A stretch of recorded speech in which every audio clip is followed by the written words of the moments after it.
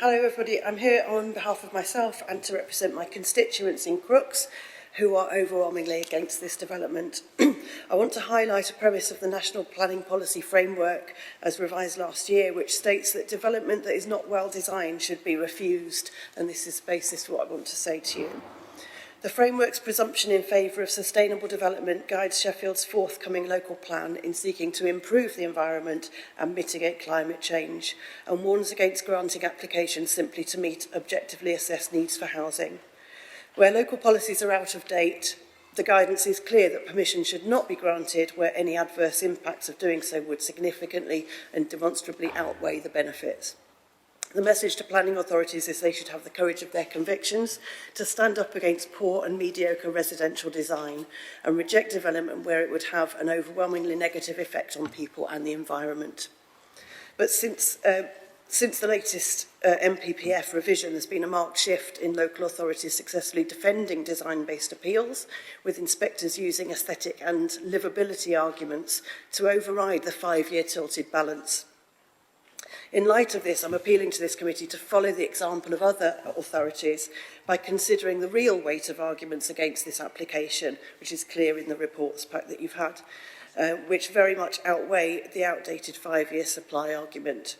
And I'm asking members to reject the application without fear of reprisal at an appeal, because inspectors have been liberated to help us defend against damage to environment, ecology, air quality and citizens' well-being.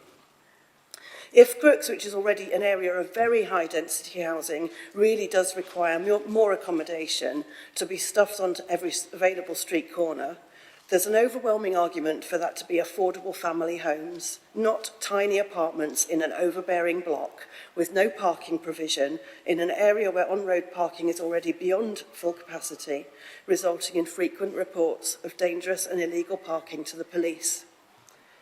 The officer's report draws on data that is 11 years old to try and argue that parking issues are not serious and could be solved by, quote, shuffling around. Anyone who lives on a terrace street in Crookes will tell you otherwise. The applicant's argument that residents of this development will not have cars is simply incredible. Additionally, the design lacks secure storage even for one bicycle per household, and there is no car or bicycle parking for the 3 commercial units as required by our local policies. The fact that even after 2 revisions of this design, the applicant is still failing to offer homes that meet nationally described minimum space standards should be enough to discredit the desirability of this design. The proposed building is outsized for this corner site, out of keeping with the existing heritage street scene, and compromises the mainly Victorian villa aspect on Cobden View Road.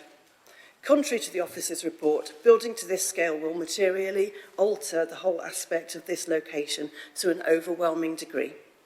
Residents are deeply unhappy with the prospect of losing the open vista across this undeveloped corner, which provides a breathing space and area of visual respite on a heavily polluted road and in an otherwise unbroken built environment. Contrary to what the applicant has claimed, the open space has been cultivated with planted hedges, flowers and a grassed area tended for many years by residents and a local church. As such, it has been a place of shared value, recreation, social interaction and well-being.